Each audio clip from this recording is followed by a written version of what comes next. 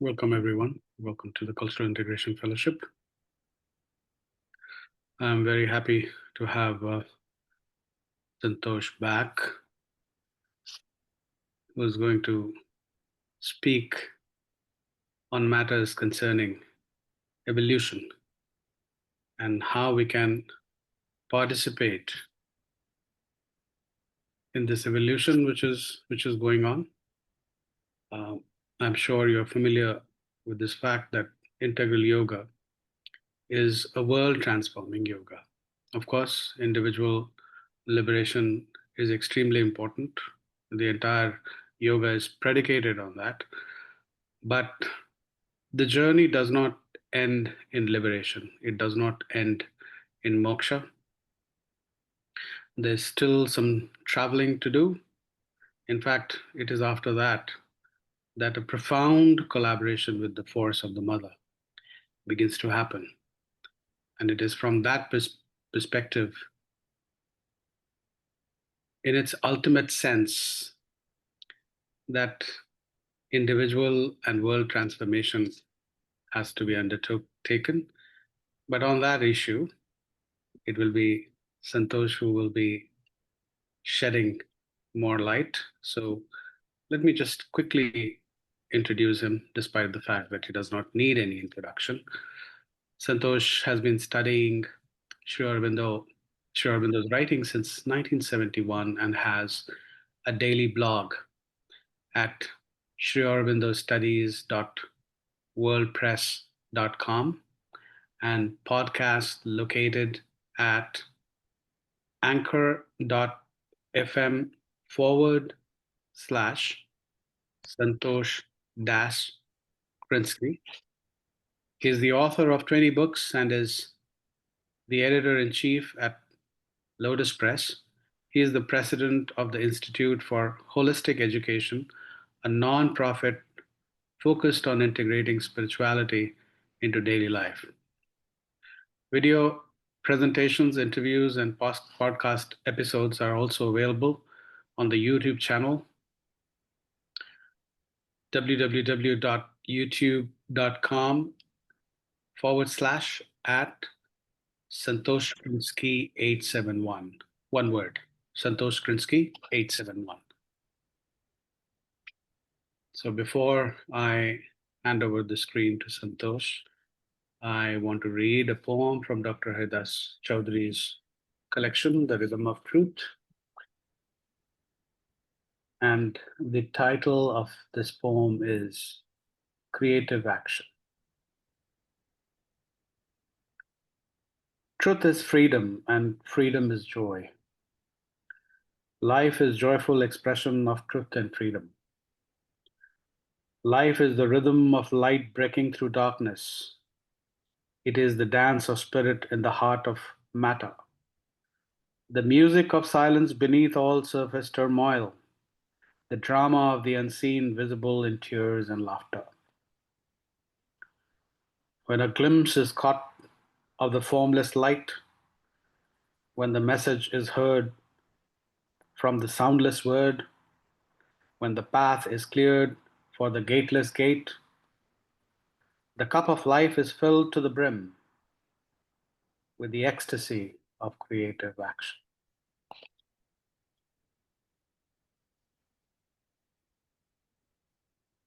Let's meditate for a minute at least, and then I will hand over the screen to Santosh.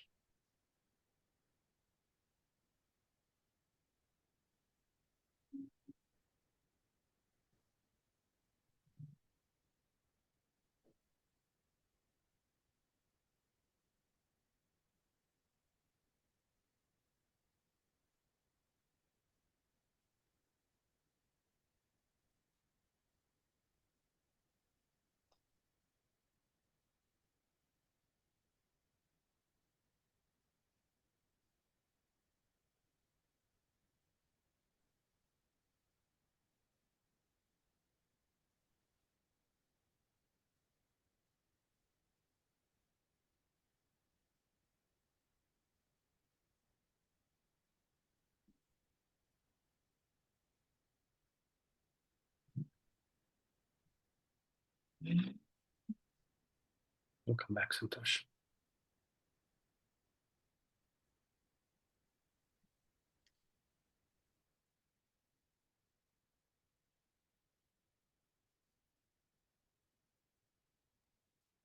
Over to you.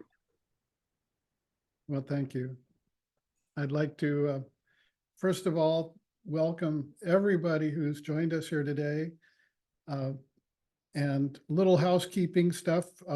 Looks like everybody's muted your microphones, which is great. But we do expect to have some time for what I find to be the most interesting part of these talks is some conversation between all of us after the end of the presentation. So we'll leave some time for that. We're going to do something a little bit unusual this time.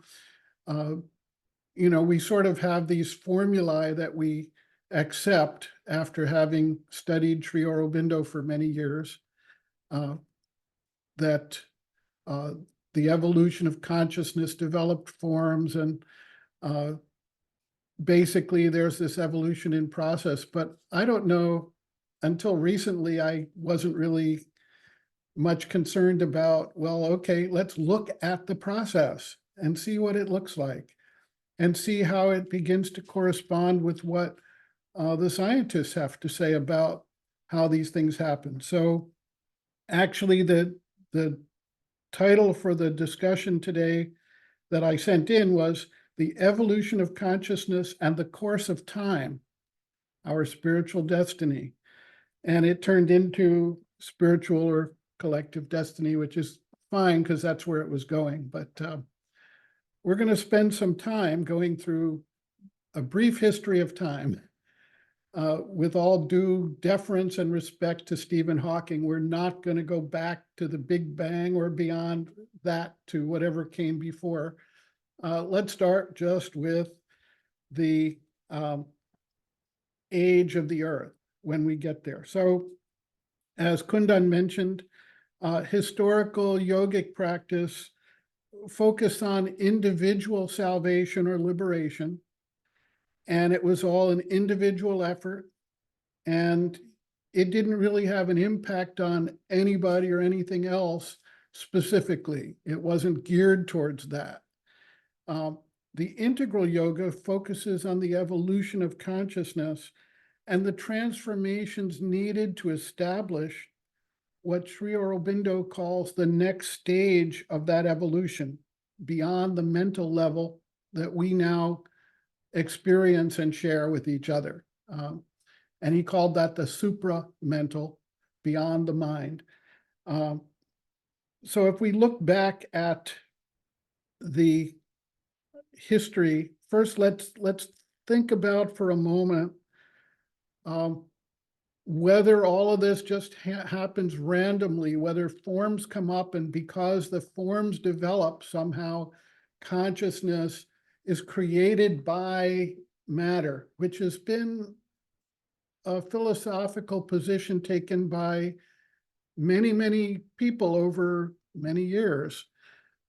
In fact, there was a theory called the infinite monkey theory that said if you give a monkey infinite time and a typewriter, they're going to recreate all of the works of Shakespeare. Okay.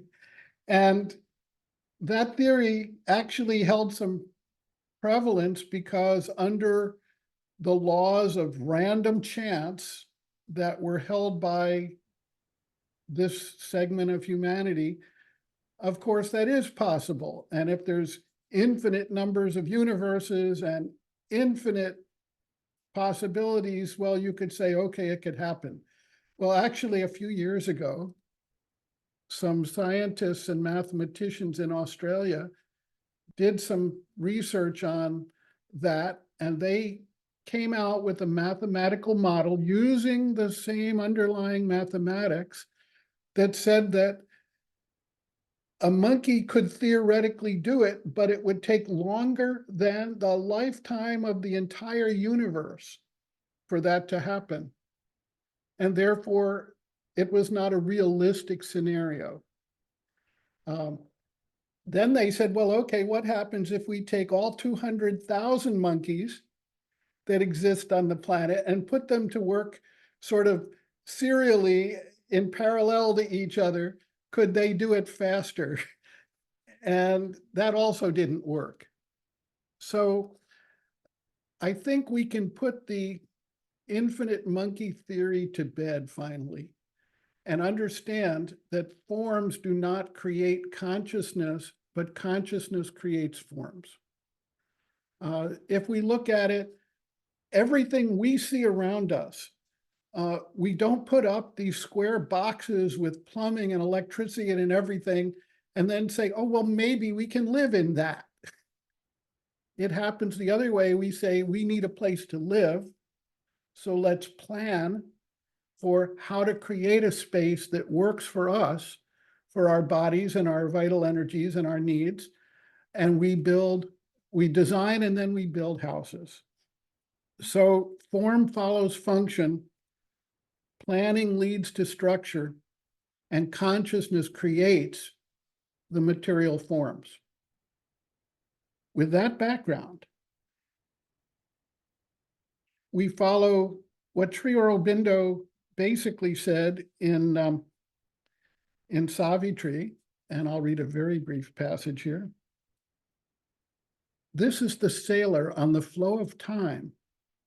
This is world matter's slow discoverer, who, launched into this small corporeal birth, has learned his craft in tiny bays of self, but dares at last unplumbed infinitudes, a voyager upon eternity's seas. And so let's voyage with Sri Aurobindo and this sailor through time. So going back to the age of the Earth, you could say, using carbon dating and various other techniques, scientists say that that's about 4.5 billion years ago. And if we look at the first evidence of life emerging, it took 220 million years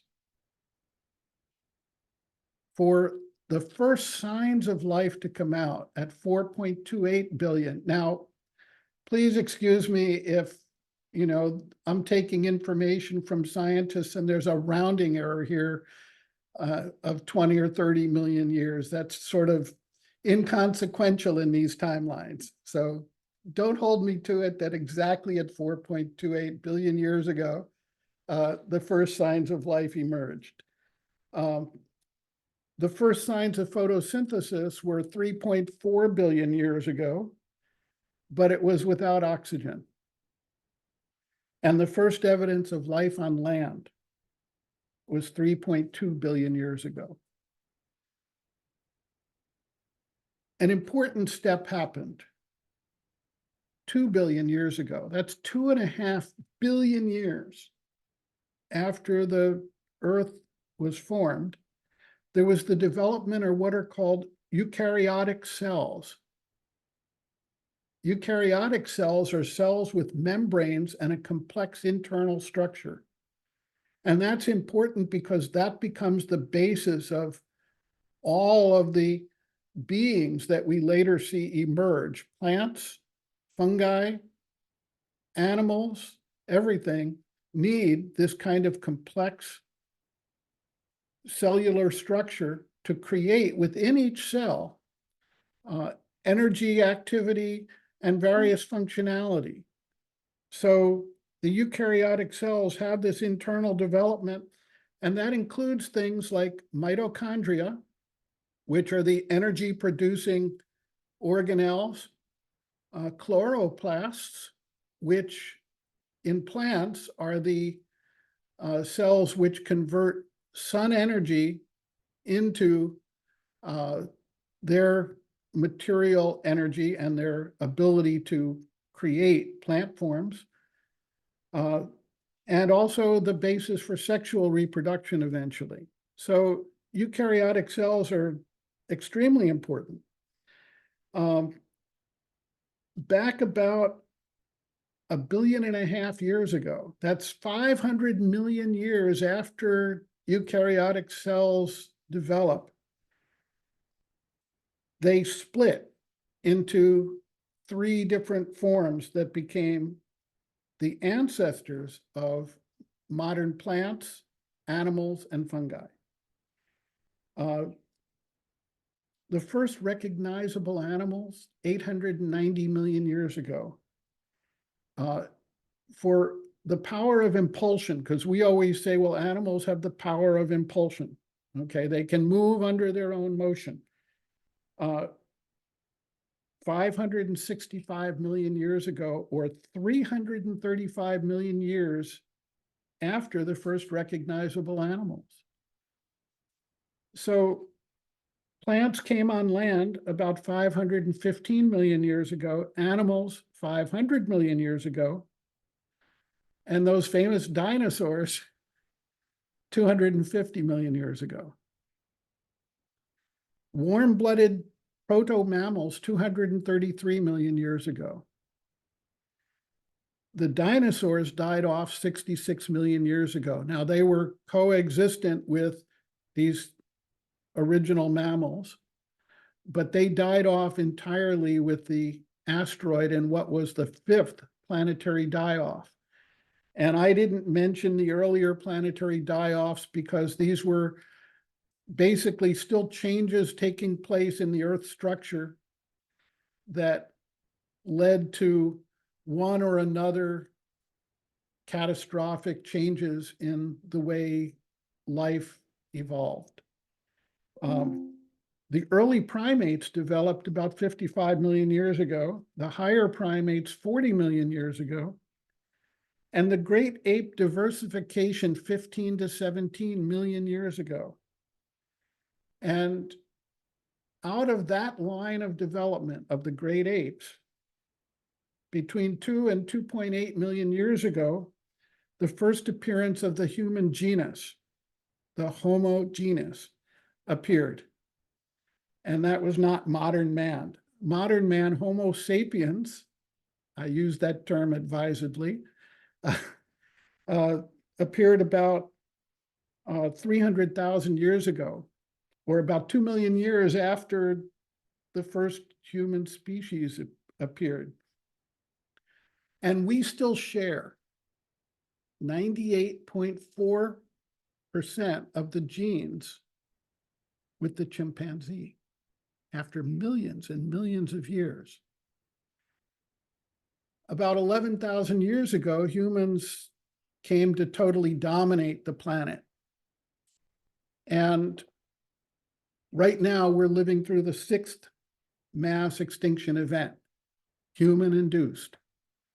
And that becomes important because it provides an impetus for what needs to happen next, for the next stage of evolution to occur, and for humanity to participate in that. Because we're now in a race between what you might call love and death. Love in the form of the next evolutionary stage, harmonizing all of the disharmonies that we face, and death in the form of the 6th planetary extinction that can take us with it.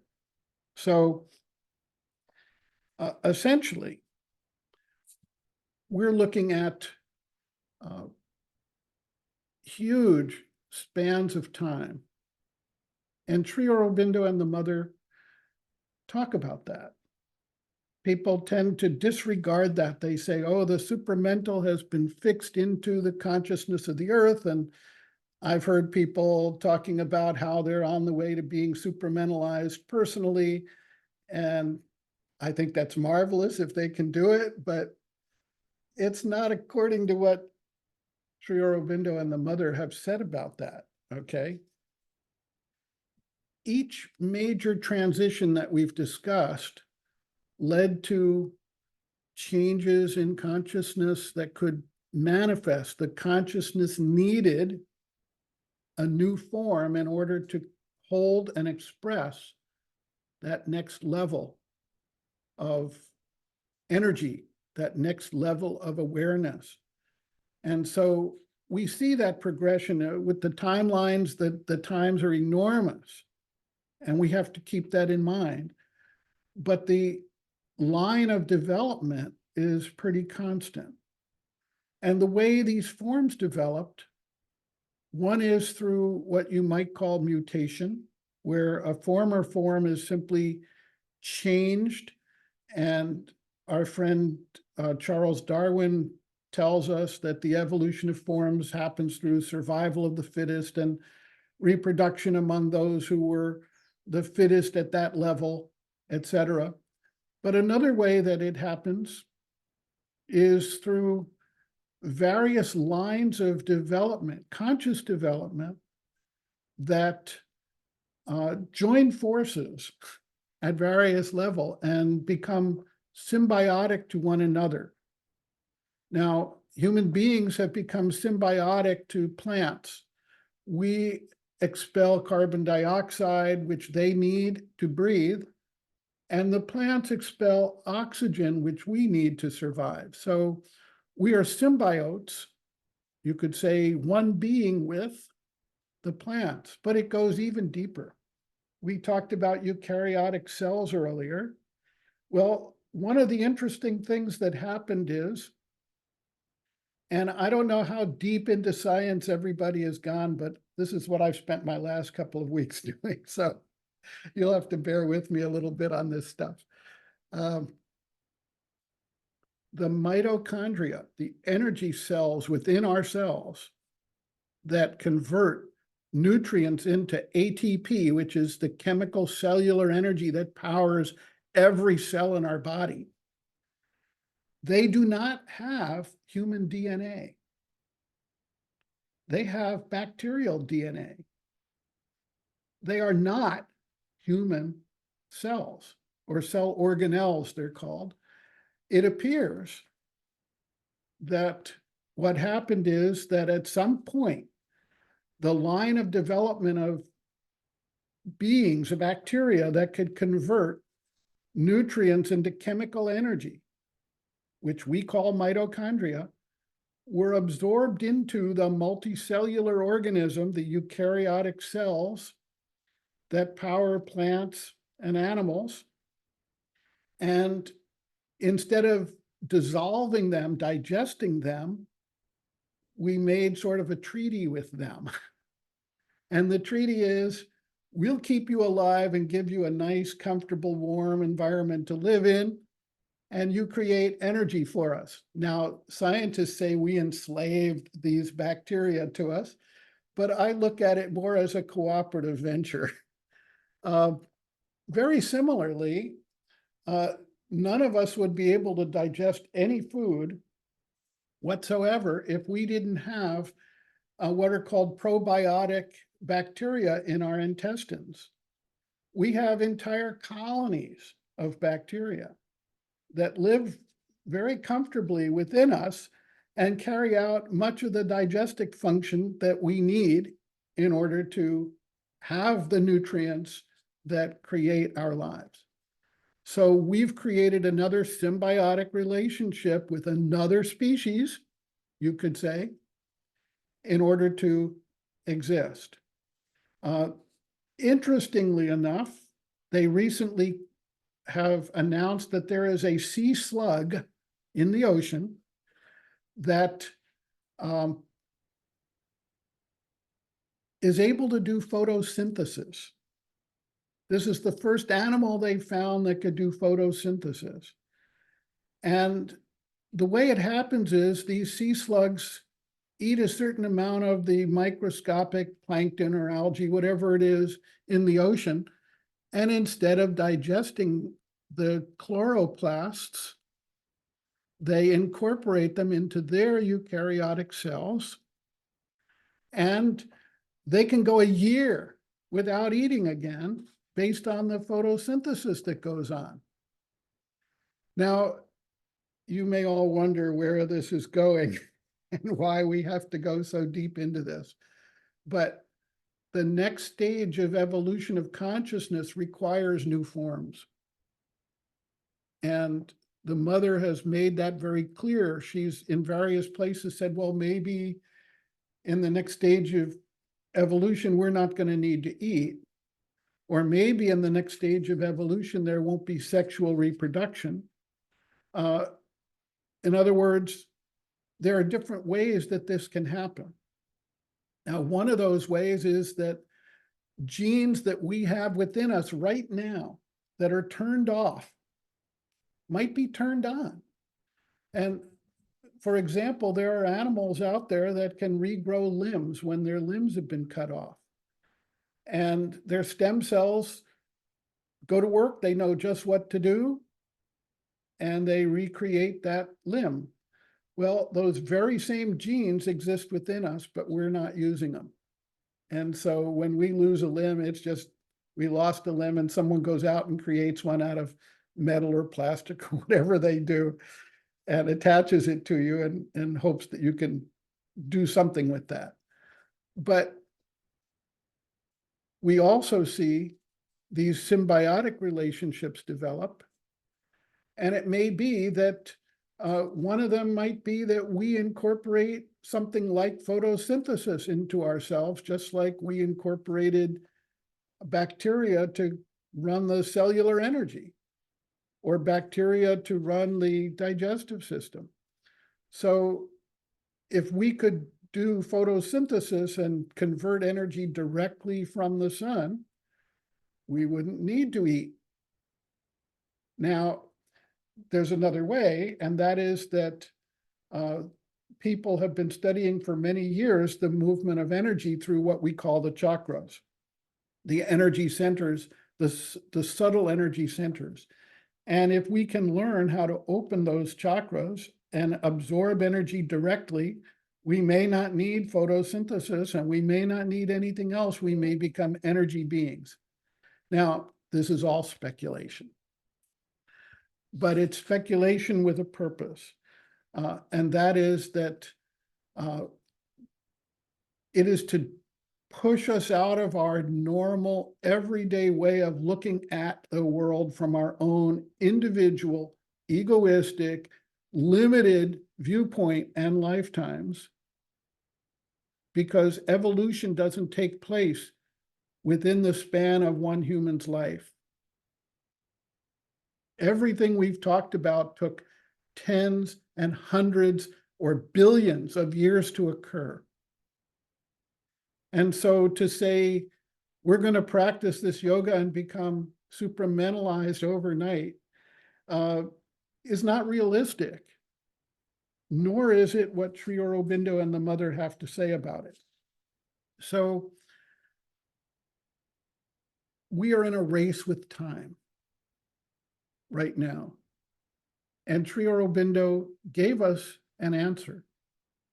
We, human beings, as part of the evolution, the manifestation, the unfolding of the universal creation, are now at a stage where we can begin to consciously participate in that evolutionary process. Up until now, the process was driving itself through the divine's impulsion through forms that were not self-conscious. Now the divine is driving that process through forms that can be self-conscious.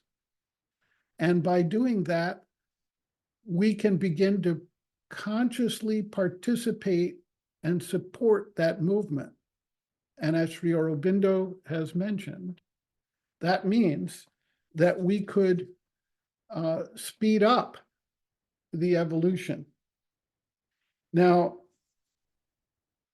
when you talk about speeding up the evolution, they don't talk in terms of, I don't know, 50 years, 10 years, 20 years, okay?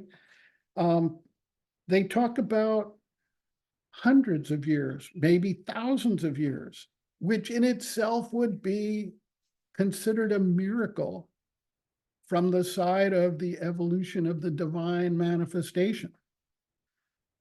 And the real issue we continually run into is we believe that The world revolves around us. It's our yoga. It's our realization. It's our health. It's our wellness. It's our recognition of things. It's our liberation. But in reality, we are elements of that larger evolutionary process. And we can't look at it in terms of one individual achieving realization. We need to look at it in terms of, and I like to use the example of a relay race, okay? You've got 4 people running a relay race, and they run around the track and carry a baton, and then they give it to the next person. They carry the baton. The next person carries the baton. And it's only the 4th person who ever reaches the finish line. All the other 3 were essential to the process of reaching the finish line, but they never get to see the finish line. All they did was carry the baton for a while and move the process forward. And if we shift out of our own egoistic personalities for a moment and look at it from this wider perspective of the consciousness of time and evolution, which is why we spent so much time earlier going through all those steps. I left out a few, but essentially, we are just carrying the baton forward, and we may or may not even have realizations. Each one of us has a role to play. As Kundan mentioned at the beginning, it's important. And it's important because in order for the next stage of evolution to develop, there has to be both a texturing of consciousness in general among humanity and a change and updating of the forms that can hold and manifest that new level of consciousness, and a receptivity to that energy which is manifesting. It doesn't come from us, it comes from the divine. So with that in mind, let's look at what Sri Aurobindo and the mother have to say, and I'm going to read just a few quotes here from Letters on Yoga. Sri Aurobindo states, "It would not be possible to change all that, the ordinary life on earth, in a moment. We have always said that the whole of humanity will not change the moment there is the descent. But what can be done is to establish the higher principle in the earth consciousness in such a way that it will remain and go on strengthening and spreading itself in the earth life. That is how a new principle in the evolution must necessarily work. But what we propose just now is not to make the earth a supramental world, but to bring down the supramental as a power and establish consciousness in the midst of the rest, to let it work there and fulfill itself as mind descended into life and matter, and has worked as a power there to fulfill itself in the midst of the rest. This will be enough to change the world and to change nature by breaking down her present limits." So the descent of the supermind is not intended to create a patent universal medicine or change everything in the twinkle of an eye. It isn't going to happen. The mother emphasized, "The manifestation of the supramental upon earth is no more a promise, but a living fact, a reality. It is at work here, and one day will come when the most blind, the most unconscious, even the most unwilling, shall be obliged to recognize it." And she continues, "This great change is the appearance upon earth of a new race which will be for man what man is for the animal. The consciousness of this new race is already at work upon earth to enlighten all who are able to receive it and heed it." Now, let's say this, we have a short lifetime, we're very impatient. We want realizations. We want to have our own liberation. We want to have experiences. But some people get that. Many people get that because that's their role. But what about those who are here because some element of human life, some element that is blocking and obstructing this energy simply needs to be worked out? Now, they have this famous apocryphal story that Thomas Edison had to fail 1,000 times making light bulbs until he got one to work. What if one of us is here to overcome a certain force of desire or a certain limit of the ego, and we never ever see an experience because we're failing and failing and failing and failing, but moving the baton around the track so that the next generation can pick it up and have a basis for it? It's almost like you're monkey number 22 or number 85 in the 100th monkey theory. Okay, nobody recognizes that. No one knows anything special has happened. But after that 100th monkey happens and there's enough texturing of the consciousness, things can change. And suddenly it becomes a power of all of humanity.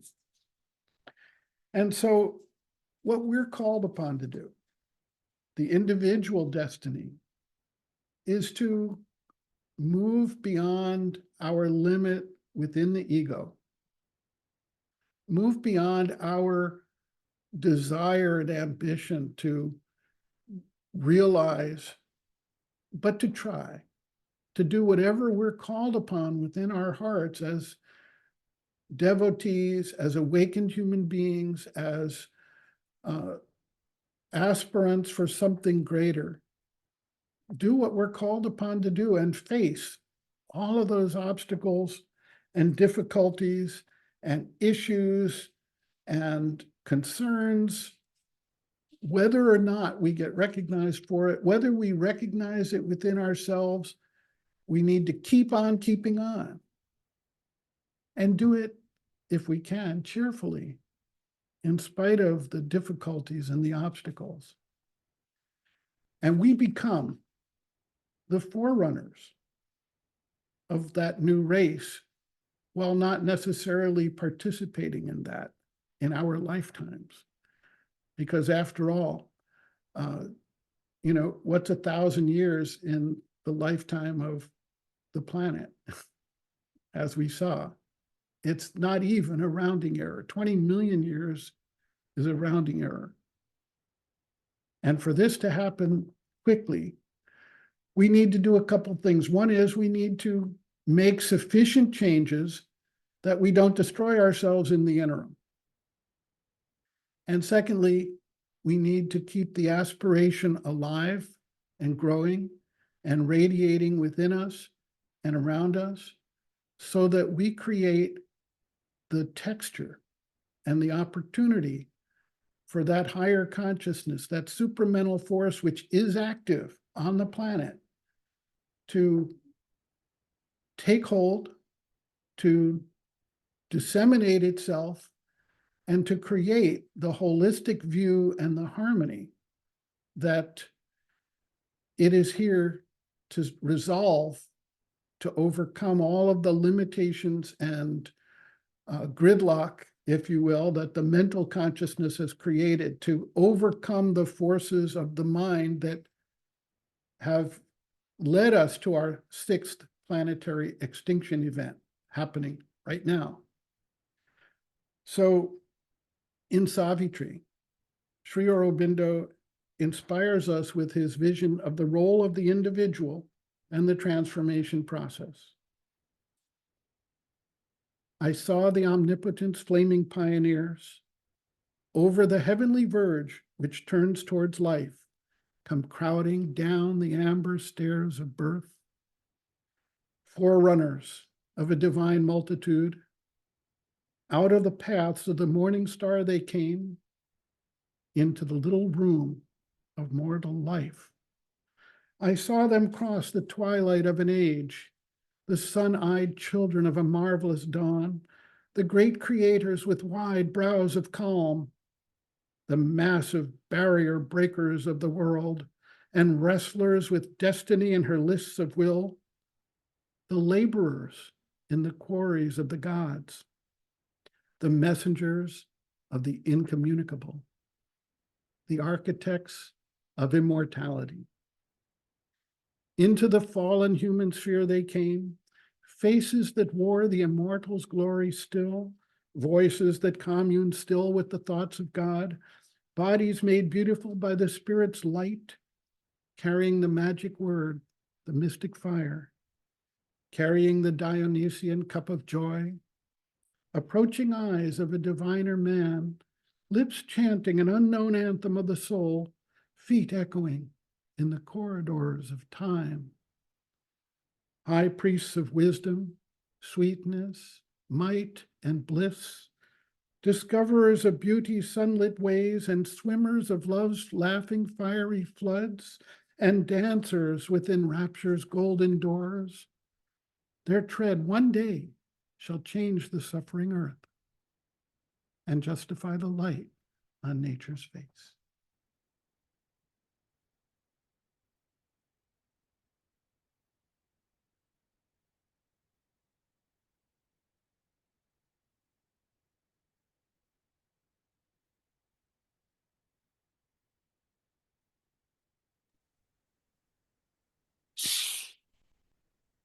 Thank you, Santosh. So much to absorb. And thank you for taking us on a journey of evolution and talking about, our not only our existence but even our evolution needs to be symbiotic. And what has been done earlier needs to be incorporated so that we can develop further. And this is very evident in how the organisms have responded to evolution in the past. That you gave us a lot of evidence for your persuasion. I hope you are turning this into a book, which is absolutely fun, beautiful in the sense that uh, it challenges the dominant evolutionary theory of Darwin, which is the survival of the fittest. And I personally feel that the survival of the fittest can only cause conflicts and disharmony in the world. And that's not a very good place to be. So, the same data can actually be interpreted from a different theoretical framework, which can be beautiful for the humanity. Mm. It's not it's not the survival of the fittest, but it is a symbiotic association and relationship amongst organisms, which has caused our evolution. It is evident from what has transpired in the past. So, as we dwell on this beautiful topic, I want to open the floor for others to come in, make their comments, and pose questions if they have any.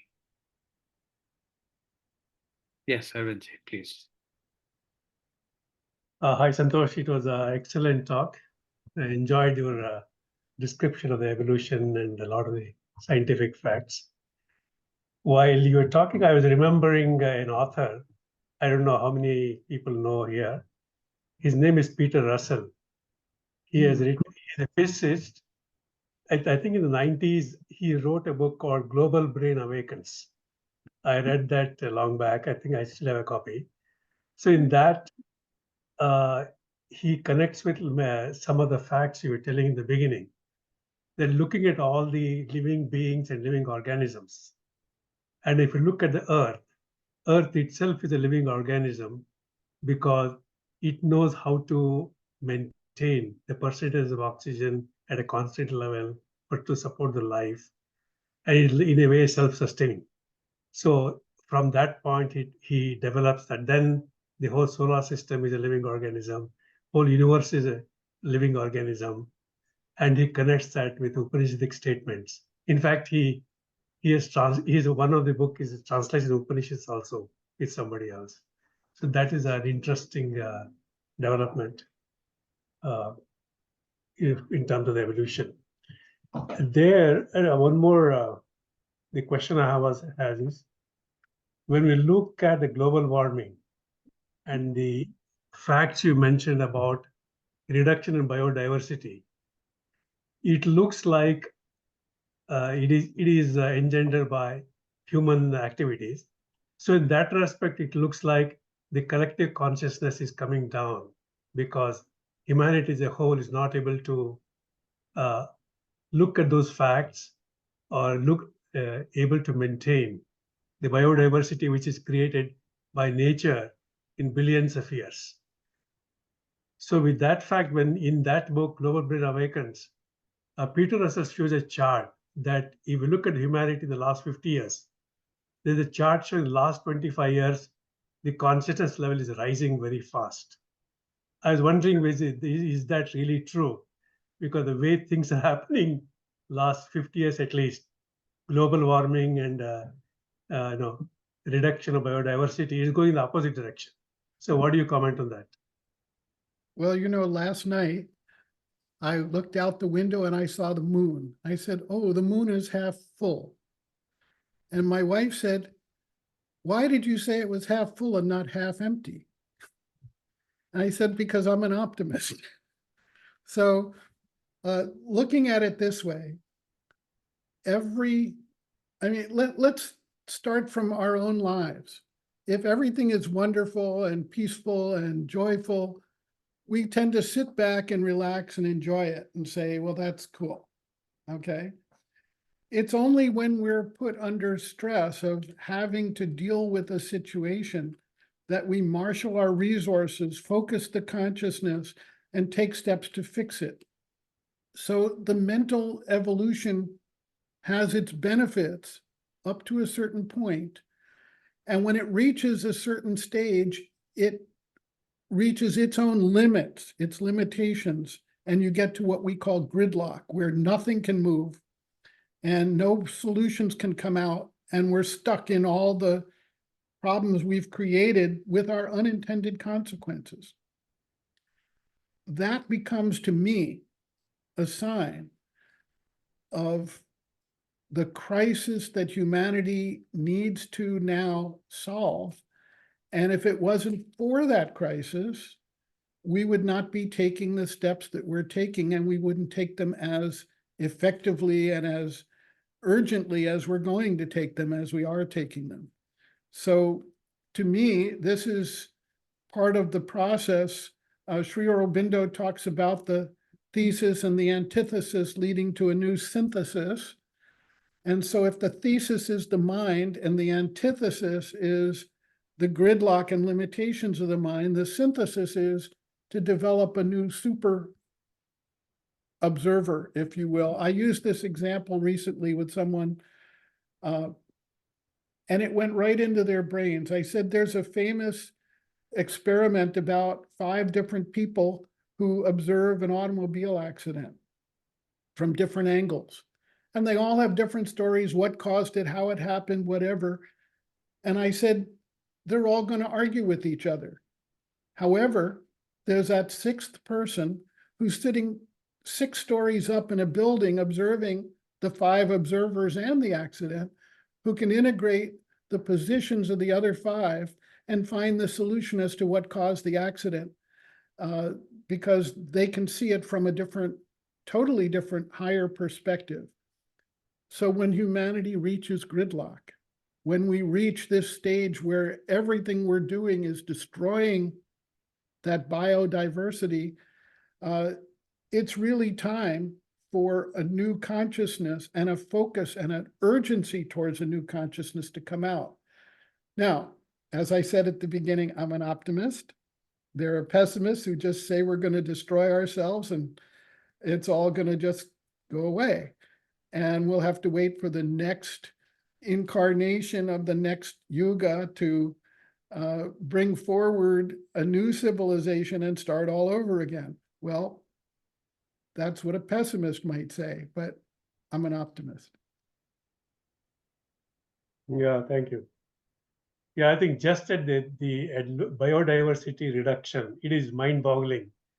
I think I forget the number, every day something like thousands of species are gone every day. And some of that may be the intended process of nature, and Mm. some of that may be because there's always been a certain amount of that, and some of that may be uh, resulting from human-caused changes, and we need to then adapt to that and find out what the next phase is. I mean, are we intended to be pure energy beings and not have a food chain under us? And maybe all these animals that provided a food chain and all these plants that provided a food chain are totally unnecessary, and we're going to go into becoming pure energy. Well, okay, well, maybe that's, some people would say that's where we're heading. I don't quite believe that, but uh, who knows? We can all speculate. I want to bring in an important piece of information here. You know, people who um, follow yoga of any kind, have this understanding that the yogis, the genuine ones, that is, develop the capacity to look into the past, present, and the future simultaneously. Mm. The mother and Sri Aurobindo definitely uh, had that capacity. And in terms of world affairs, Sri Aurobindo has made certain predictions. In fact, during the Second World War, as he was holding discussions with his disciples, he would make some immediate predictions and they came true. So, one of his predictions is that there would be uh, a third world war. And in that third world war, there would be an axis of communist China with some Islamic nations who would attack India. Uh, and it seems that that things are sort of unfolding in that direction. Now, this was just the prelude to what I want to say now. There is a particular text, which was written about 600 years ago by some practitioners um, in Puri who have spoken about certain world events that would begin to unfold after 29th March 2025. And these have been captured in the text called Bhavishya Malika Puran. It's one of the Puranas, and Bhavishya basically means the future. Amongst many things, what has been what what has been predicted is that all the five elements of the nature for the next 6 7 years would become very very active, and they would cause destruction in the world. We are seeing these wildfires already. We are seeing storms where none occurred before. We are seeing floods where none occurred before. So you know as per this text, there is a transition, a massive one at that, which is in the process. Maybe this is one of the ways in which the nature is going to um, set things right. And interestingly, this text also talks about the Third World War. It has named uh, countries which certainly did not exist 600 years ago. It's pretty fascinating. So the reason why I brought this into the mix is because the text also says that the people who would have a good spiritual practice would transition to the next phase in evolution. So let's watch out for these 7 years. And, and I have been observing data in terms of those predictions. And the predictions are coming true, actually. They are unfolding. So there is this consistency between the predictions and what has been unfolding since the 29th of March, 2025. Well, that's fascinating. Yeah. And, you know, the passage that I read at the end from Savitri, the preface to that is a giant dance of Shiva tore the past. There was a thunder as of worlds that fall. Earth was o'errun with fire and the roar of death, clamoring to slay a world his hunger had made. There was a clangor of destruction's wings. The Titan's battle cry was in my ears. Alarm and rumor shook the armored night.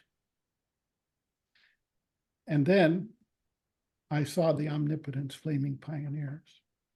So there is some precedence for what you're saying in Savitri as well, that these things are part of the necessary pressure because we don't change. Historically, we don't change without pressure. Yeah.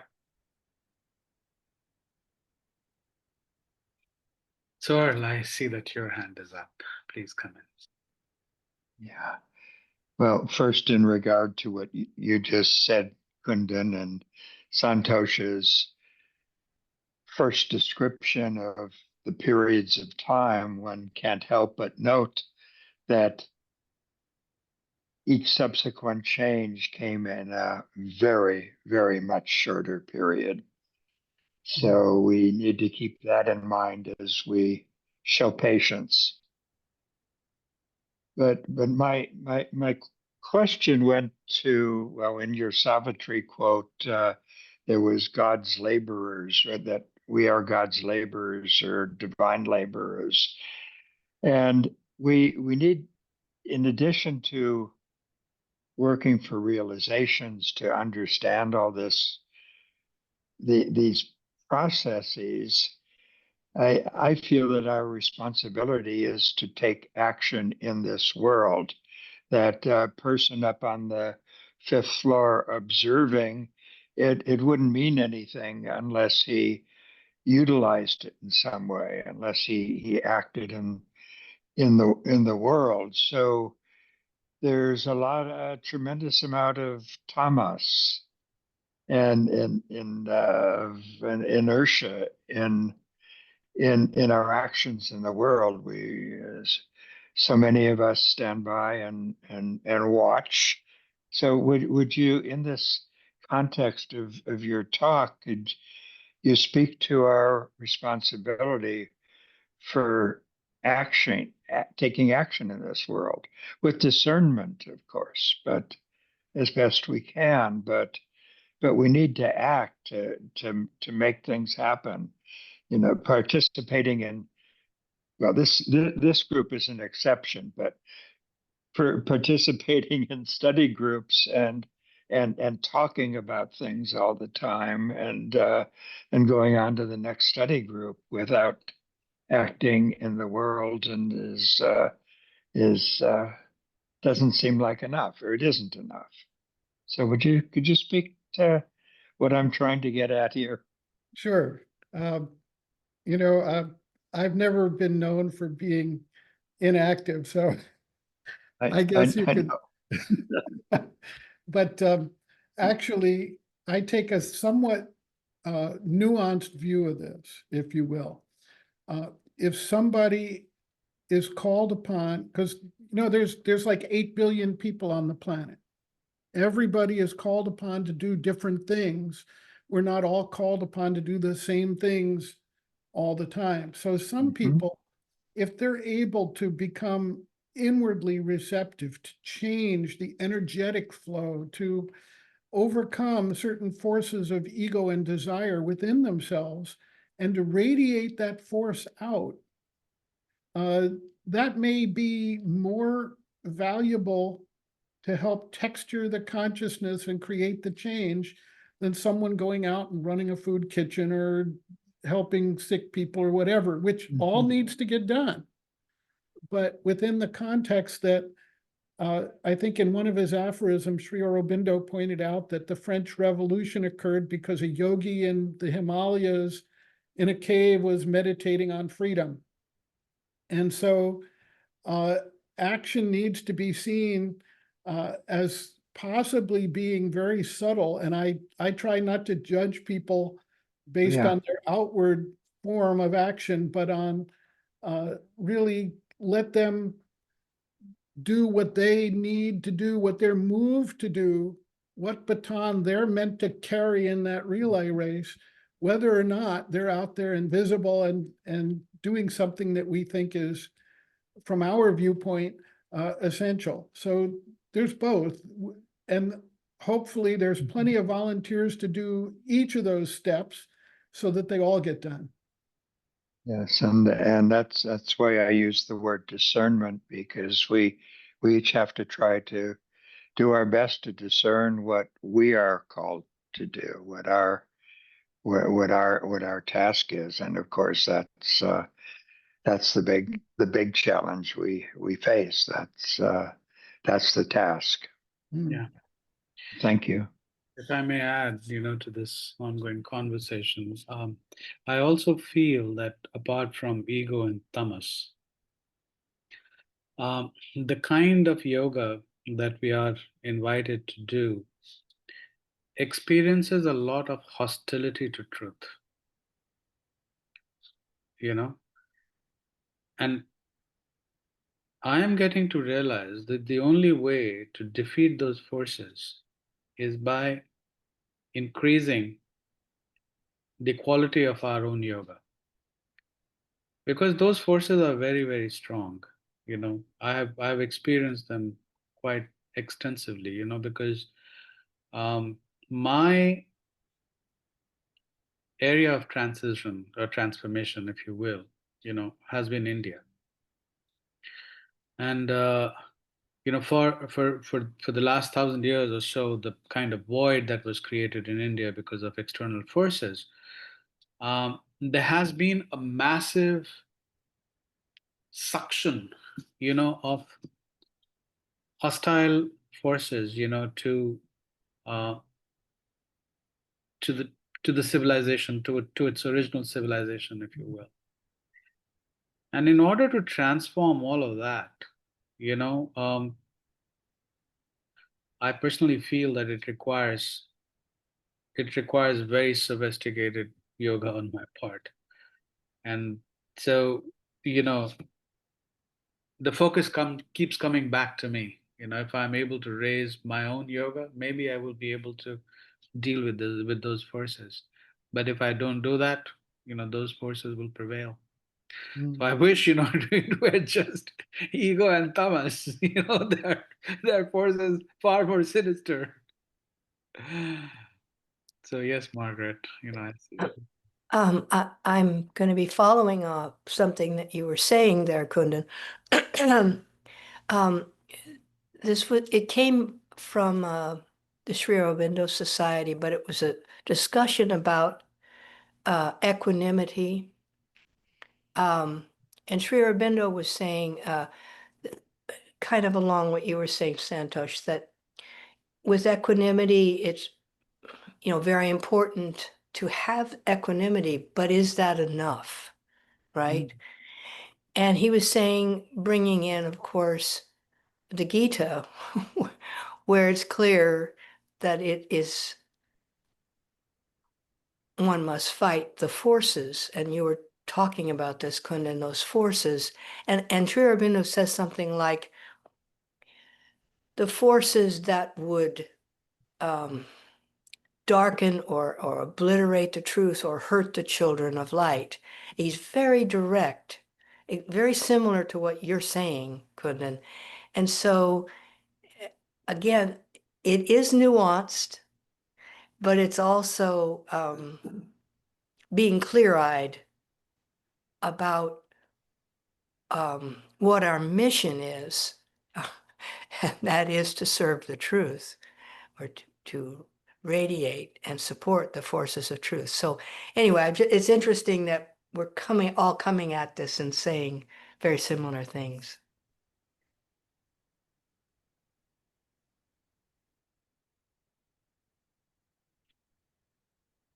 Yes, Pinchman. You're on mute. Please unmute yourself. Please unmute yourself. Yes, thank you. Thank you. Yeah, look like I'm a new face here. Yeah, Welcome.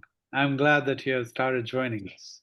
yeah. Thank you very much. I really appreciate this group.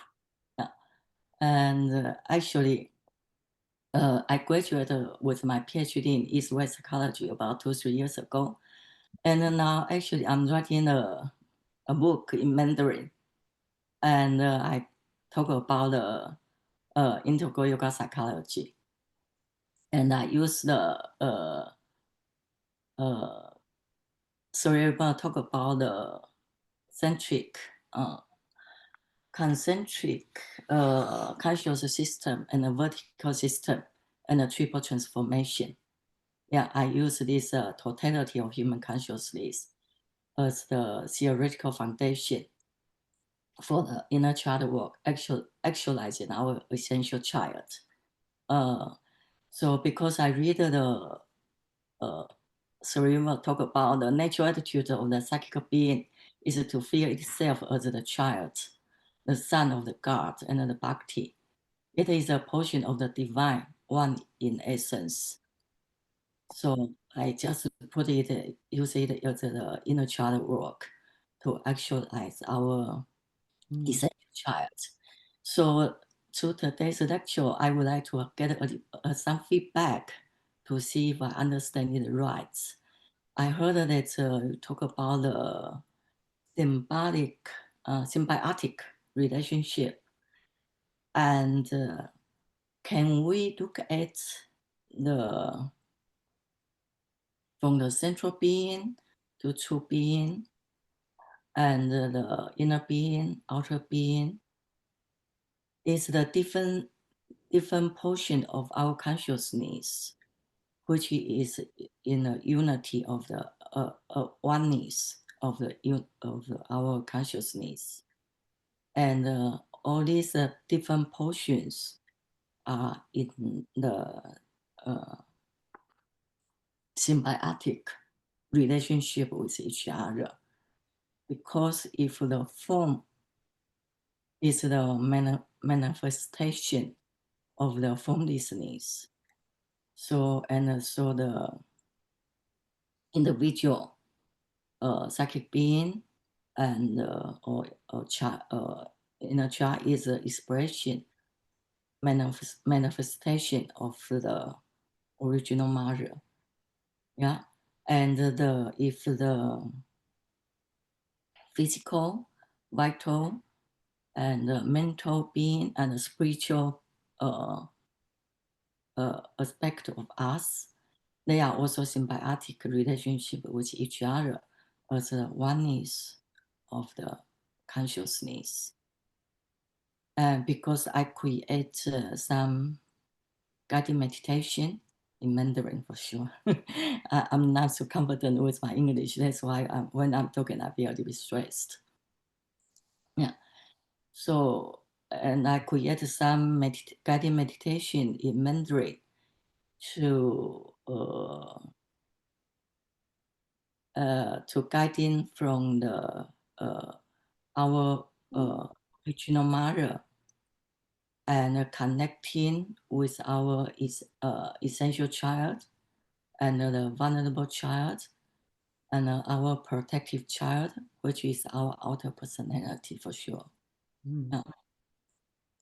So when I created this, is the intention for me is to try to create the connection in between our different parts of consciousness and create the linkage and harmony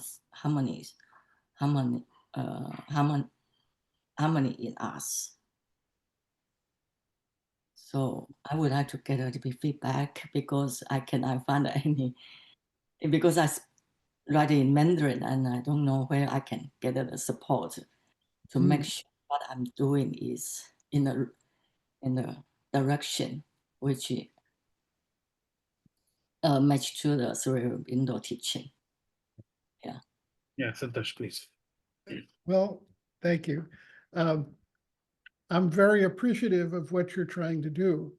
And the idea you bring in that the different parts of the being, the physical, the vital, the mental, and the spiritual are symbiotic to one another is, a very interesting paradigm because they each have their own framework of how they function and what they do.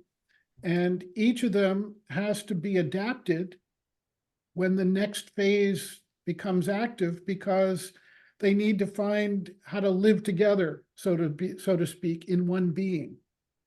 And that's that symbiotic relationship. And it's more or less what we were talking about when the new phase of consciousness comes in. It needs to make adjustments to the physical, the vital, and the mental beings so that it can take hold and radiate and bring a new level of harmony and integration into these different parts that right now are not functioning well together in certain ways. So I like your paradigm, and I hope you keep developing this. I know it's difficult to do this in English for you, but I think I picked up what you were trying to say, and I very much appreciate that. Thank you very much. Yes. And I would like to say that I use this model in the work because I'm working with people in China or in Taiwan. Not, I don't have many clients yet because I still focus on writing, but I do some work. And One very good resource for you would be this compilation by Dr. A.S. Dalal called Our Many Selves. So these different aspects that you were talking about, these different aspects of the outer personalities, how they can be integrated around the central being, which is the psychic being, yes, is very beautifully explicated, in that collection, Our Many Selves. our many selves. And Our if you Many want to Selves. get access to that, the blog that we do daily that Kundan gave in the announcement has a folder called Our Many Selves. And we went page by page through that book with the citations from each page and a discussion about it. So it's available to you free of charge, just to go out there. Of course, it's in English, but some of the translation engines may help you. I did some work with ChatGPT, and it's not perfect, but it's better than not having a translation at all. So I can read English, no problem. It just take time for me to write and to follow. Of course, yeah. Well, if you go out to the blog, Sri Aurobindo Studies.wordpress.com, on the right side, there are a number of folders for different books that we've done the study on. And one of those is Our Many Selves, by the compilation by Dr. Dalal from Sri Aurobindo and the Mother's Works. And every page of that book is set forth day after day with a commentary. So it's available to you wherever you are. Okay, sure. Very good. Very good. Thank you so much. Yeah. You're welcome. You're welcome. More comments, questions? So I have one more question. Okay. So like what I'm doing to create the linkage between different parts of our consciousness. I look at it in a way is to integrate the concentric system and then the vertical system, and I mean psychic transformation and the spiritual transformation and the supramental transformation, because the most center is I use the original mother, the source of our life. And I interpret it as what the Surya Oromil talk about the divine mother. It's the origin of our life. And so it's kind of bringing use our mental, it's still in the mental plan, I understand. But we exercise our mental plan to awaken our supramental consciousness and bring into connection with the different parts of our consciousness. So it's I look at it as a part of the supramental transformation. Mm. Yeah, Santosh. Yes. So I think the approach you're taking is obviously helpful in what you're doing. The new energy that has fixed itself into the earth consciousness, the supramental force, Yes. is slowly working or quickly working, if you will, in its, so you might call geographic time scale, not human time scale, to modify, to integrate, and to harmonize the mental, the vital, and the physical levels, Yes. That's the so point. that they can hold that force and express that force. It's a harmonizing process like you're talking about. Yes. And so anything that's done to widen the mental being and the vital and physical being to accept a new energy, a new force, a new understanding, and to find a way to harmonize its action is very helpful.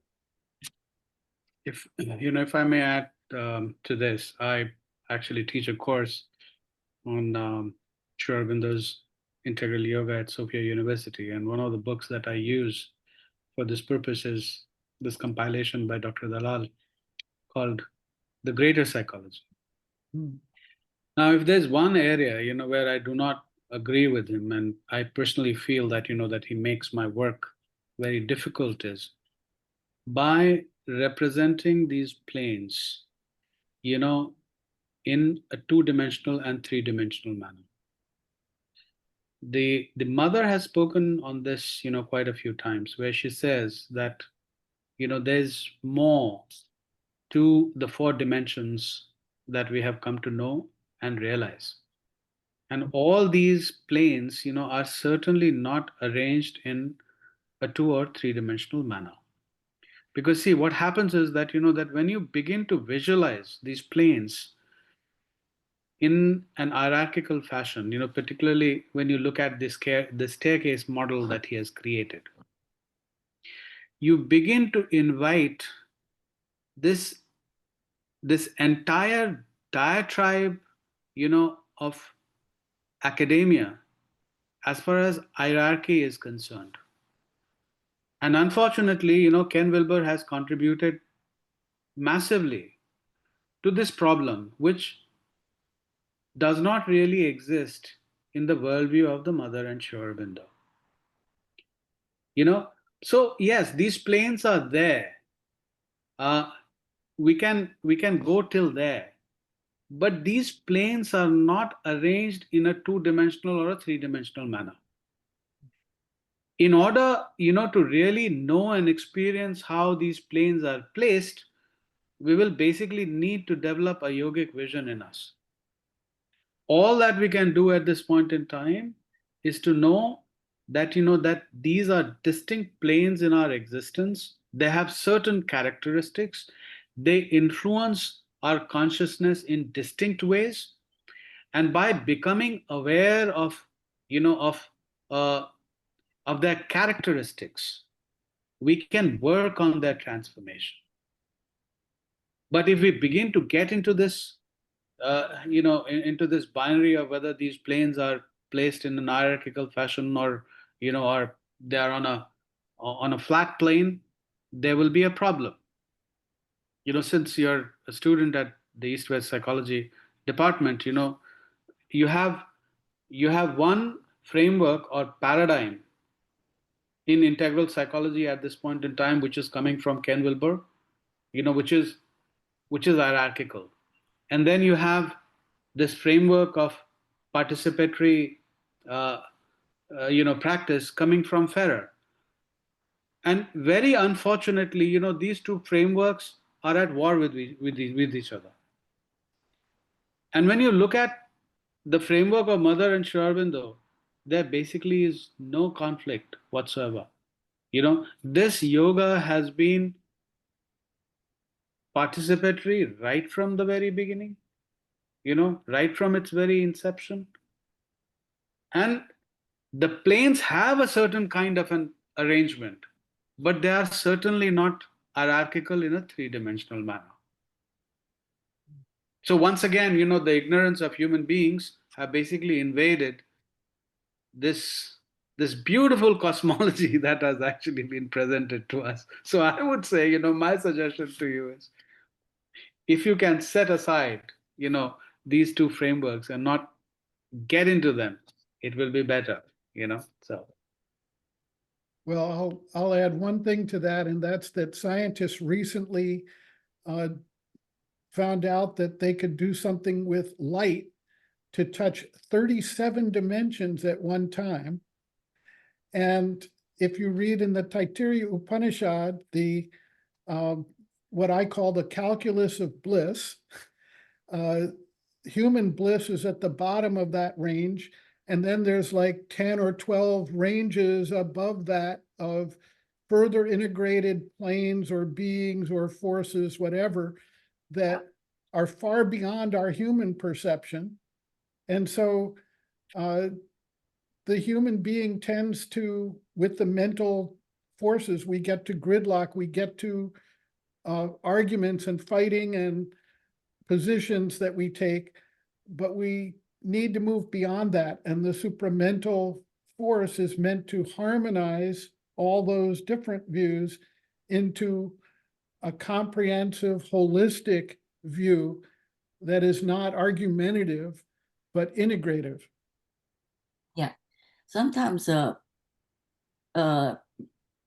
don't use the original mother, essential mother, experimental consciousness, because it just doesn't happen at that moment.